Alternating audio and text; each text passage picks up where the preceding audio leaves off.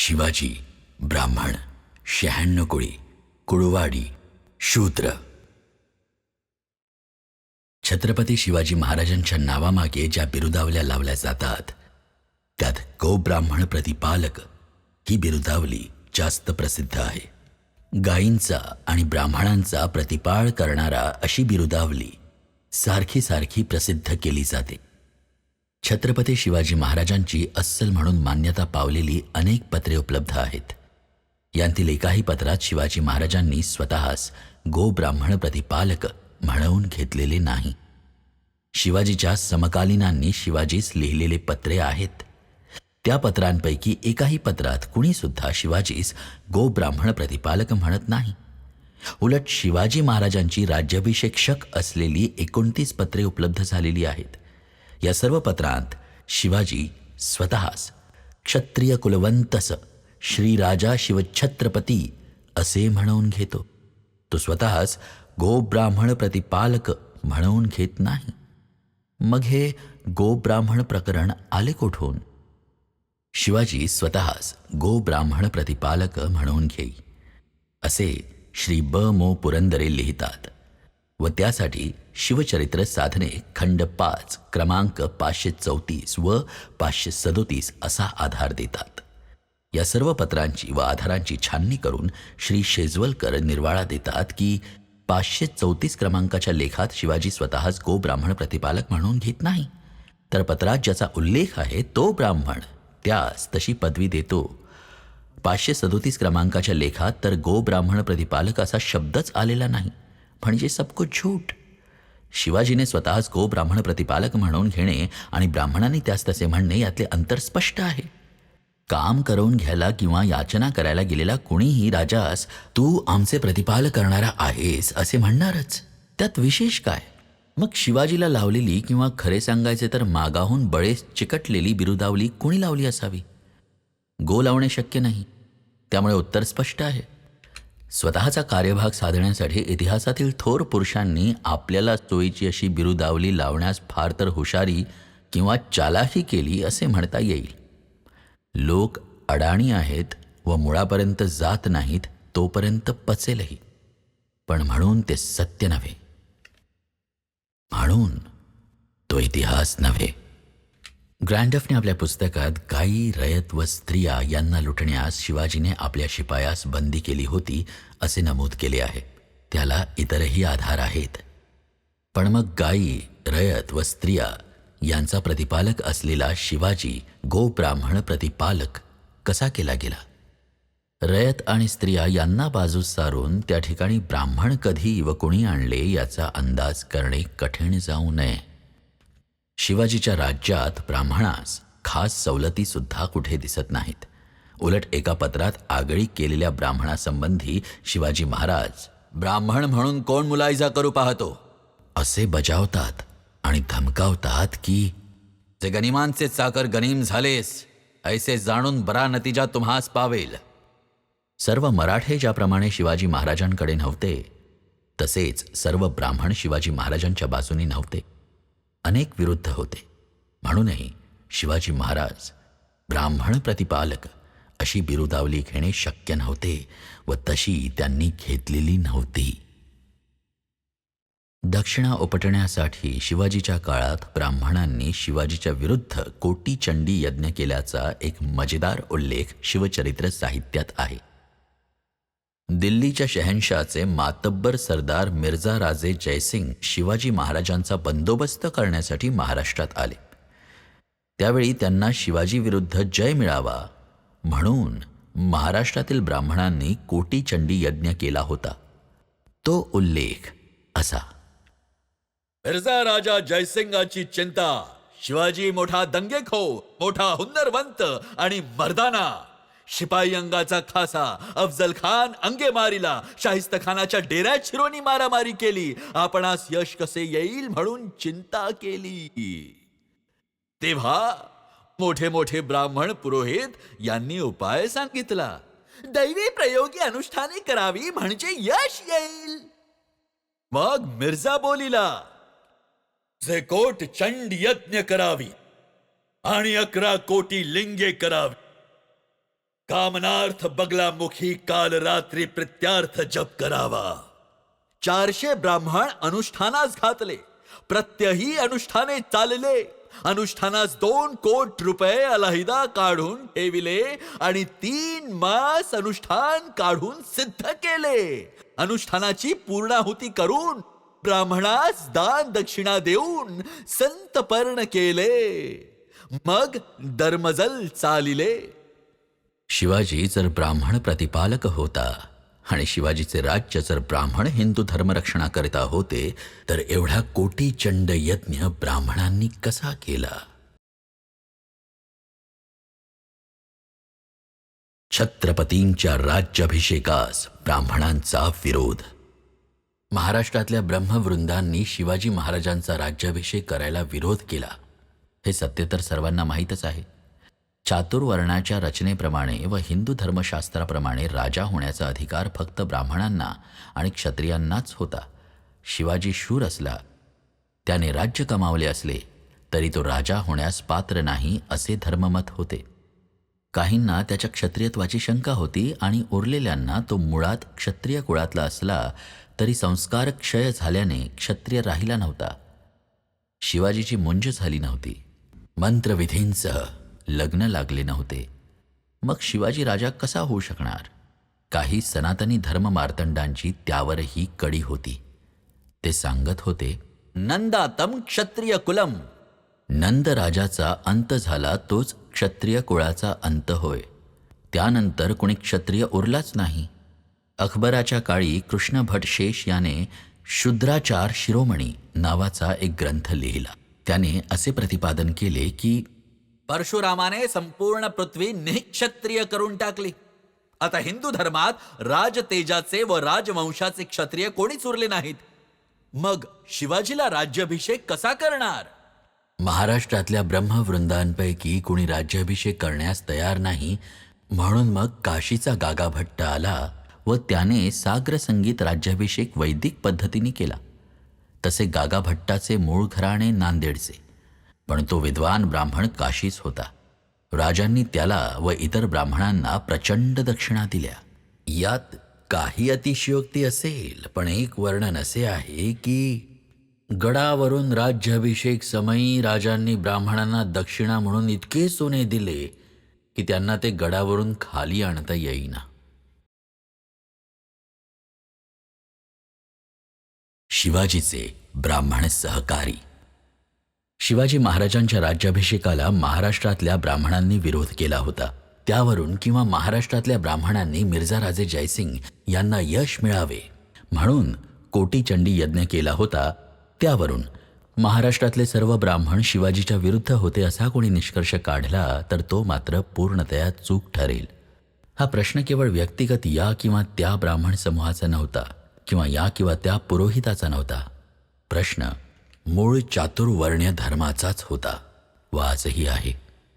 शूद्र हे प्रजापतीच्या पायापासून जन्माला आले. वरील तिन्ही वर्णांची सेवा करणे हे त्यांचे धर्मकर्तव्य आहे. त्यांना राजा होता येणार नाही अशी धर्माज्ञा आहे. राजा हा देवाचा अंश असतो आणि शूद्रात देवाचा अंश असणे शक्य नाही, म्हणून शूद्र राजा होऊ शकत नाही असा धर्माचा आग्रह आहे. मुसलमान राजा होऊ शकतो पण शूद्र होऊ शकत नाही अशी सनातन हिंदू धर्माची रीत आहे. म्हणून शिवाजी महाराजांच्या राज्याभिषेकाला धर्माचाच विरोध होता, नुसता ब्राह्मणांचा नव्हता. शिवाजीच्या स्वराज्य उद्योगात अनेक ब्राह्मण साथीदार होते. दादोजी कोंडदेव हा पुण्याच्या जहागिरीचा कारभारी होता. मोरोपंत पिंगळे हे तर मुख्य प्रधान होते. मोरोपंत, अण्णाजी दत्तो व दत्ताजी त्रिंबक हे प्रधान तर होतेच, पण मोठे कुशल सेनानी होते. शिवाजीची आग्र्याहून सुटका करून घेण्याच्या रोमांचकारी घटनांना त्रिंबकपंत डबेर आणि रघुनाथपंत कोरडे या महाराष्ट्रातील ब्राह्मणांनी आणि कृष्णाजी काशी व विसाजी या उत्तरेकडील ब्राह्मणांनी मोलाची मदत केल्याची इतिहासाने नोंद केलेली आहे. तेव्हा प्रश्न नुसता ब्राह्मणांचा नव्हता, तर सनातन हिंदू धर्माचा होता. त्या काळाच्या मर्यादांचा होता व या मर्यादा शिवाजीने सुद्धा स्वीकारून मान्य केल्या होत्या. म्हणून सकृत दर्शनी आज हास्यास्पद दिसणाऱ्या गोष्टी त्या काळात घडल्या. संस्कार क्षय झाला वगैरे आक्षेपांना उत्तर म्हणून गागाभट्टाने शिवाजी महाराजांची मुंज 44व्या वर्षी केली. मंत्रविधींसह पुन्हा विवाह केला. दानदक्षिणा म्हणून लक्षावधी सुवर्ण मोहरांची उधळण करावी लागली आणि मग राज्याभिषेक झाला. हिंदू धर्मरक्षक म्हणून शिवाजीला बिरुदावली लावणाऱ्या आजच्या तमाम मतलबी धर्मांधांनी ही गोष्ट विसरू नये की याच हिंदू धर्माने व याच धर्माच्या रक्षकांनी शिवाजीला राज्याभिषेक करायला विरोध केला होता व 44व्या वर्षी मुंज आणि एकदा झालेला विवाह पुन्हा दुसऱ्यांदा करणे असल्या हास्यास्पद गोष्टी करविल्या होत्या. अर्थात हिंदू धर्म मानणाऱ्या शिवाजीला सुद्धा या काळाच्या आणि धर्माच्या मर्यादा होत्या. प्रत्येक थोर पुरुषाला काळाच्या मर्यादा असतात, परिस्थितीच्या मर्यादा असतात. तशा त्या शिवाजीला सुद्धा होत्या. गौरव करण्याच्या भरात तारतम्य सोडून काही वेळा शिवाजी महाराजांचा काळनिरपेक्ष गौरव केला जातो. शिवाजीचे राज्य धर्मनिरपेक्ष राज्य होते, शिवाजी खरा समाजवादी होता इत्यादी हास्यास्पद विधाने सुद्धा काही मंडळी करतात. अर्थात ते खरे नाही हे स्पष्ट आहे. सरंजामी समाजरचनेच्या काळात स्वतः एक राजा असलेला शिवाजी धर्मनिरपेक्ष असणे शक्य नव्हते, समाजवादीही असणे शक्य नव्हते. शिवाजी त्याच्या समकालीनांपेक्षा किती लांब पल्ल्याचा विचार करी हे महत्त्वाचे. त्या परिस्थितीतही त्याने किती दूरदृष्टीचा विचार केला आणि त्या परिस्थितीतही त्याने किती प्रगतिशील पावले उचलली, राजा असूनही रयतेची कशी कदर केली हे महत्त्वाचे. शिवाजी महाराजांचा पहिला राज्याभिषेक रायगडावर शके 1596 ज्येष्ठ शूद्र त्रयोदशी म्हणजे 6 जून 1674 रोजी झाला. हे बहुतेक सर्वांना ठाऊक आहे. परंतु शिवाजीचा आणखी एक दुसरा राज्याभिषेक झाला होता. तो पहिल्या राज्याभिषेकानंतर लगेच साधारणतः 3 महिन्यांनी ललिता पंचमीच्या दिवशी म्हणजे अश्विन शुद्ध पंचमीस झाला होता. निश्चलपुरी गोसावी या नावाचा कोणी यजुर्वेदी तांत्रिक गोसावी होता. पहिल्या राज्याभिषेकानंतर तो शिवाजी महाराजांना भेटला. दरम्यान पहिल्या राज्याभिषेकानंतर 13 दिवसांनी शिवाजीची थोर आई जिजाबाई हिचे निधन झाले होते. शिवाजीचा सेनापती प्रतापराव गुर्जर लढाईत मारला गेला होता. शिवाजीची एक पत्नी काशीबाई मृत्यू पावल्या होत्या. या सर्व गोष्टी पहिला राज्याभिषेक करताना गागाभट्टाने चुका केल्या म्हणून घडल्या असे या निश्चलपुरीचे म्हणणे होते. त्याने मुहूर्त बरोबर काढला नव्हता, उपदेवतांना संतुष्ट केले नव्हते, त्यांना बळीचे दान दिले नव्हते, त्यामुळे या आपत्ती ओढवल्या असे त्याचे म्हणणे होते. शिवाजी महाराज व त्यांचे सल्लागार हे धर्मश्रद्ध व पापभिरू होते. त्या सर्वांना त्या काळातील जाणीवांच्या व ज्ञानाच्या मर्यादा होत्या. त्यांनी निश्चलपुरीचे म्हणणे मान्य केले आणि मग पुन्हा दुसरा राज्याभिषेक झाला. पुन्हा उरल्या सुरल्या देवदेवतांना यज्ञ करून व दाने देऊन संतुष्ट केले गेले. ब्राह्मणांना पुन्हा दक्षिणा देण्यात आल्या. एकाच व्यक्तीचे 2 राज्याभिषेक झाल्याचे कुठेच ऐकिवात नाही. अर्थात 2 राज्याभिषेक करून आणि 2 वेळा देवदेवता व ब्राह्मण पुरोहितांना संतुष्ट करूनही उपयोग झालेला दिसत नाही. राज्याभिषेकानंतर शिवाजी महाराजांना स्वतः जेमतेम 6 वर्षेच आयुष्य मिळाले व तसे ते अकालीच मृत्यू पावले. काळाच्या व तत्कालीन जाणीवांच्या मर्यादा लक्षात घेऊनच या 2 राज्याभिषेकांकडे पाहायचे एवढेच तात्पर्य. 96 कुळीवाल्यांचा शिवाजी विरोध. त्या काळी शिवाजी महाराजांना शूद्र किंवा हलक्या जातीचा समजणाऱ्यांत महाराष्ट्रातील फक्त ब्राह्मणच होते असे नाही. स्वतःला क्षत्रिय म्हणवणारे 96 कुळीचे मराठे सरदारही शिवाजीचा राजा म्हणून सुरुवातीस हक्क मानत नव्हते. या अहमन्य कुळीत 96 नावे आहेत. अजूनही कर्मठपणाने जातीपाती पाहून सोयर संबंध ठरवणारे व स्वतःला उच्च मराठे समजणारे भोसले आडनावाच्या मराठ्यांना हलके समजतात.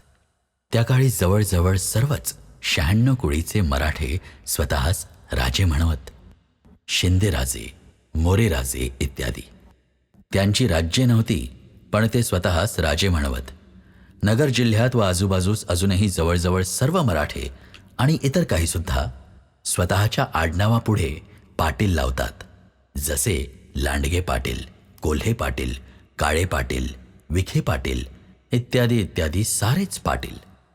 स्वतःला राजे म्हणवणारे तेव्हाचे 96 कुळीचे मराठे शिवाजीबरोबर कसे वागत याची एक कथा नमूद आहे. जावळीचे मोरे हे विजापूरशाहीचे एक सरदार होते. त्यांना राजे म्हणत. शिवाय त्यांना चंद्रराव ही पदवी होती. या जावळीच्या मोऱ्यांनी आपल्या स्वराज्य कार्यात सहभागी व्हावे म्हणून शिवाजीने प्रयत्न केले. पत्रे पाठविली, दूध पाठविले. ऐके ना, तेव्हा जरवेचा खलिता पाठवला आणि इशारत केली की जर ऐकणार नसतील तर जावळी काबीज करू आणि कैद करू. या पत्रात शिवाजीने स्वतःच राजे असे संबोधले होते. या पत्रास जावळीच्या मोऱ्यांनी ओरमटपणाने उत्तर दिले. तुम्ही राजे कसे? तुम्ही स्वतःला राजा म्हणून घेता म्हणून तुम्ही राजे. तुम्ही जेवत असाल तर हात धुवायला जावळीत या. आमचे युद्ध होऊ द्या. अर्थात शिवाजीने मोऱ्यांची इच्छा पूर्ण केली. युद्ध केले व जावळी जिंकली हा भाग वेगळा. जावळीचे मोरे स्वतःला राजे म्हणवत परंतु शिवाजीला राजा मानायला तयार नव्हते. ही या संदर्भात महत्त्वाची गोष्ट. थोडक्यात काय तर उच्चवर्णीय ब्राह्मण असो किंवा उच्चवर्णीय मराठी असो, सुरुवातीस ते शिवाजीला मानायला तयार नव्हते. चातुर्वर्ण्य रचनेचा, वर्णवर्चस्वाचा त्रास शिवाजीला सुद्धा झाला. तो धर्म मानित असल्याने त्याने मार्ग काढला. राज्याभिषेक करवून घेतला. स्वबळाने, शौर्याने, युक्तीने संपादन केलेल्या राज्याचा तो राजा होता. अगदी औरंगजेब सुद्धा त्याला मानित होता, पण हिंदू धर्म मानित नव्हता. म्हणून शिवाजीला राज्याभिषेक करवून घ्यावा लागला. धर्माची मान्यता घ्यावी लागली. कुळवाडी भूषण.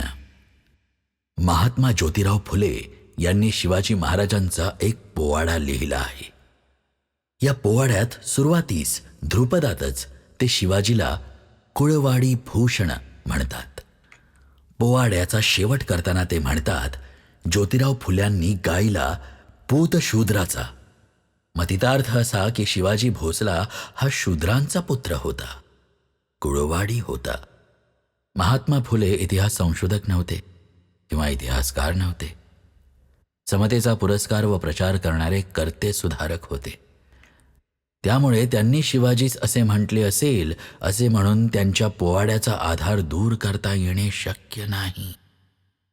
परंतु संशोधकांतही याविषयी मतमतांतरी दिसतात. ते बिचकत बोलतात व लिहितात, पण अलग मते आहेत. शिवाजीच्या कुळाचा पूर्व इतिहास. शिवाजी राजपूत असल्यासंबंधीचे अनेक उल्लेख आहेत व त्यांना वेगवेगळे आधारही आहेत. या सर्व आधारांचा अभ्यास केलेले म. दत्तो वामन पोद्दार लिहून ठेवतात की पुढील काळातल्या अगदी शाहू महाराजांपूर्वीच्या प्रतिवृत्तात असे दिसते की बहुसंख्य घराणी सिसोदियांपैकी आहेत की नाहीत यासंबंधी उदयपूर येथून चौकशी करण्यात आली. त्याच्याही पूर्वी ते सिसोदिया आहेत की नाही याविषयी मतभेद होते. शिवाजी हा राजपूत होता व त्याचे भोसले घराणे राजपुतानातील सिसोदियांपैकीच होते याबद्दल माझ्या मनात शंका नाही. शहाजीच्या एका पत्रात तर आम्ही तो राजपूत असा उल्लेख आहे. त्यावरून हा मुद्दा अधिक स्पष्ट होतो. शिवाजी महाराज जन्माने क्षत्रिय होते की नाही हा मुद्दा निरर्थक आहे. शिवाजी क्षत्रिय होता, मी क्षत्रिय आहे म्हणून मी सुद्धा थोर आहे, किंवा शिवाजी भोसला होता, माझेही आडनाव भोसले आहे म्हणून मी थोर आहे, असे प्रत्यक्ष अप्रत्यक्ष कुणाला सांगावयाचे असेल त्याचा प्रश्न वेगळा. शिवाजीच्या थोरपणाशी नाते सांगायला व त्याच्या थोरपणात स्वतः गौरवून घ्यायला जात किंवा आडनाव याखेरीज ज्यांच्याकडे दुसरे काही नसेल त्यांनी शिवाजीच्या जन्मकुळाची चर्चा करावी. तो कोणत्या कुळात जन्माला आला यापेक्षा त्यांनी काय केले हे महत्त्वाचे. कुठे जन्माला यावे हे आपल्या हातात नसते, काय करावे हे बरेचसे आपल्या हातात असते. अर्थात ज्यांच्या हातून काही घडत नाही ते कुळाची थोरवी गाण्याखेरीज काय करणार. शिवाजीचे सहकारी सामान्य शेतकरी. परंतु शिवाजीच्या नावाने वर्णश्रेष्ठत्व कोणी स्थापू पाहिल तर त्यांनी हे लक्षात ठेवावे की शिवाजीच्या स्वराज्य कार्यात बहुसंख्य साथीदार, फार मोठ्या बहुसंख्येने असलेले साथीदार उच्चवर्णीय नव्हते. तसेच ते सरदार, जमीनदार, वतनदारही नव्हते, तर खालच्या म्हणून समजल्या गेलेल्या जातींचे व गोरगरीब शेतकरी होते. ज्या मावळ्यांच्या चिवटपणावर, ज्यांच्या अव्यभिचारी निष्ठेवर आणि असीम त्यागावर शिवाजी अतुलनीय पराक्रम करू शकला, ते सर्व मावळे म्हणजे सामान्य शेतकरी होते. जुन्या वतनदारांनी, सरदारांनी सुरुवातीला शिवाजीला फारशी साथ दिली नाही, परंतु शिवाजीने छोटे मोठे नवे सेनानायक निर्माण केले. ते सर्व जन्माने सर्वसामान्य लोक होते, पण पराक्रमाने मोठे झाले. पन्हाळ्याच्या वेढ्यातून निसटून जायला मदतकारक ठरला तो शिवा न्हावी होता. अफजल खानाच्या वधाच्या वेळी शिवाजीचा विश्वासू आणि चपळ लढवय्या म्हणून बरोबर गेलेला जीवा महाला हा सुद्धा जातीने न्हावी होता. त्याचे आडनाव संखपाळ. तो जावळी प्रांतातला मौजे कोंडिवळीचा. तो सुद्धा एक सर्वसामान्य रयत होता. शिवाजीच्या हेर खात्याचा प्रमुख बहिर्जी नाईक हा रामोशी जातीचा होता. प्रत्यक्ष शेती करून उपजीविका करणाऱ्या सर्वसामान्य कुणब्यांना शिवाजीने साथीला घेतले व राज्य स्थापले. शेती करणारा मराठा कुणबी हा परंपरेने शूद्रच समजला जाई. व्यक्तींच्या या उदाहरणांबरोबर समुदायांचे उल्लेखही इतिहासात आहेत. सभासदाच्या बखरीत एक नोंद आहे. बेरड, रामोशी, आडेकरी वगैरे लोकांना त्यांच्या मजदुराप्रमाणे नोकऱ्या दिल्या. त्यामुळे शिवाजीच्या राज्यात गुन्हे व उपद्रव कधीही होत नसे. गुन्हेगार समजल्या जाणाऱ्या लोकांच्या पराक्रमाला वाव मिळाला तर ते सहसा उपद्रव करीत नाहीत. शिवाजी महाराजांनी जे आरमार उभारले ते सुद्धा परंपरागत क्षत्रिय किंवा मराठ्यांच्या सहाय्याने नव्हे. शिवाजीचा आरमार प्रमुख जसा दर्यावर्ती मुसलमान होता, तसेच आरमारातले बहुसंख्य सैनिक कोळी, सोनकोळी, भंडारी, मुसलमान इत्यादी जातींतील लोकच होते. समुद्राच्या सहाय्याने पोट भरणाऱ्या कष्टकऱ्यांनाच शिवाजीने सैनिक बनवले. सामान्यांना शिवाजीने मोठे केले आणि मग या सामान्यांनी शिवाजीला मोठे केले आणि मग या सर्वांनी मिळून खूप मोठे कार्य केले. चांगला विचार सामान्य लोक जेव्हा स्वीकारतात तेव्हा तो विचार हीच एक शक्ती होते आणि ती शक्ती सामान्याकडून असामान्य कार्य करवून घेते. सामान्यांच्या सहकार्याखेरीज व सहभागाखेरीज इतिहासांतील असामान्य कार्ये घडत नाहीत. उच्च कुळातले जे असत ते बहुतेक सर्व प्रस्थापित असत. त्यांचे त्या काळी बरे चाललेले असे. जे चालले आहे ते बदलावे असे त्यांना वाटत नसे. जे सामान्य होते त्यांनाच बदल हवा होता. शिवाजीने त्यांना संघटित केले, शहाणे केले, मोठे केले आणि जुलमाला आळा घातला. ज्यांना जुलूम सहन करावा लागतो तेच जुलूम नाहीसा करतात. जुलूम करण्यातच जे सहभागी असतात ते जुलूम नाहीसा कसा करतील.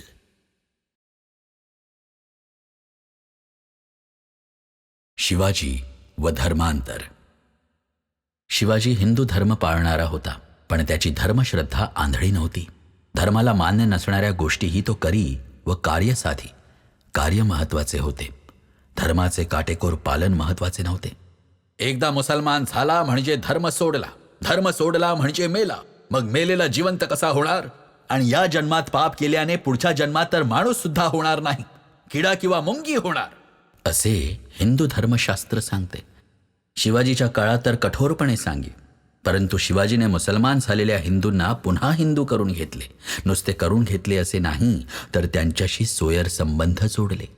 ते धर्मातून गेले होते म्हणजे हलके किंवा शूद्र झाले होते व आपण त्यांच्याशी संबंध कसा ठेवावा असे शिवाजीला वाटले नाही.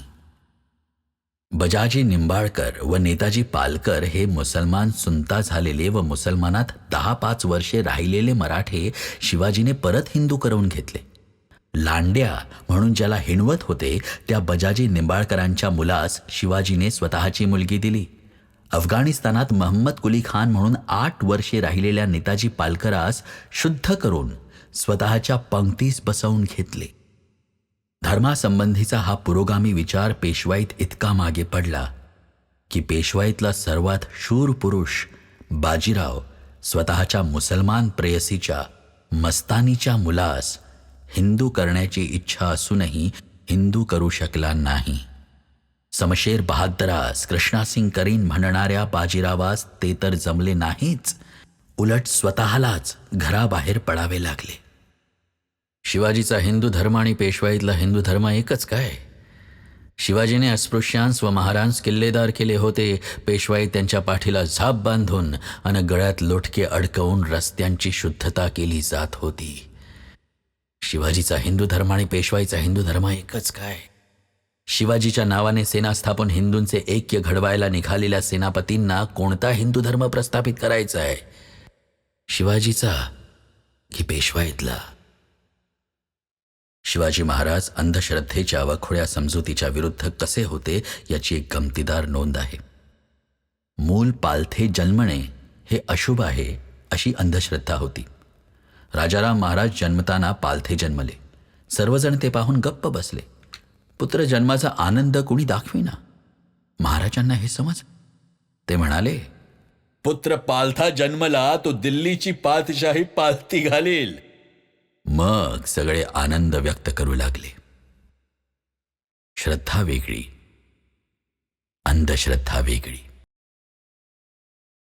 या ऑडिओ बुकचे अभिवाचन केले आहे वल्लभ भिंगारडे यांनी. लेखक आहेत कॉम्रेड गोविंद पानसरे. ध्वनिमुद्रण व संकलन मयुरेश केळकर यांनी केले आहे. शब्दोच्चार व उच्चारण पर्यवेक्षण सुरेश शेलार यांनी केले आहे. नमस्कार. कॉम्रेड गोविंद पानसरे यांचे विचार पुढे नेण्यासाठी कॉम्रेड गोविंद पानसरे स्मृतिकोश उभारण्यात आला आहे. या स्मृतिकोशाच्या माध्यमातून शिवाजी महाराज, महात्मा फुले, डॉक्टर आंबेडकर आणि छत्रपती शाहू महाराज यांचे खरे विचार समाजापर्यंत पोचवावेत असे आवाहन आहे. देणगीदारांनी कृपया आपली देणगी कॉम्रेड गोविंद पानसरे स्मृती ट्रस्ट या नावे धनादेशाने द्यावी. अधिक माहितीसाठी कृपया पोस्टमधील लिंकवर क्लिक करा. आणि या ऑडिओ पुस्तकाचा प्रवास जर तुम्हाला आवडला असेल तर कृपया आमच्या चॅनलला सबस्क्राईब करा. धन्यवाद.